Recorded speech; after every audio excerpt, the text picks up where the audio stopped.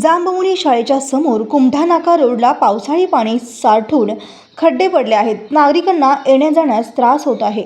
खड्ड्यात पडल्यामुळे काल रात्री महिला व तिच्या बालकाला मार लागला। जीवितहानी होण्याआधी पाण्याचा निचरा होण्याची व्यवस्था सोलापूर महानगरपालिकेने करावी अशी नागरिकांकडून मागणी होत आहे।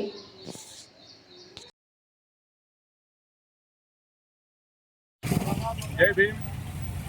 मी इथं कुमठा नाक्याला तक्षशिला नगरच्या रोडला आहे।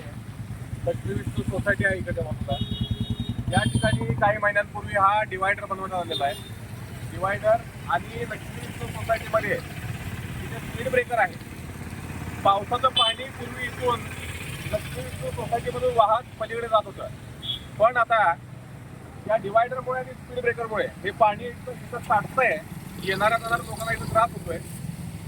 काल इथं नागरिक पडलेले आहेत। या ठिकाणी खड्डा आहे, त्या खड्ड्यामध्ये इथल्या तरुणांनी काही एक मार्किंगसाठी एक दगड ठेवून तिथे एक छोटं झुडूप टाकलेलं होतं, जेणेकरून लोकांना येता जाता ते दिसावं आणि त्यातून त्यांना सांभाळता यावं।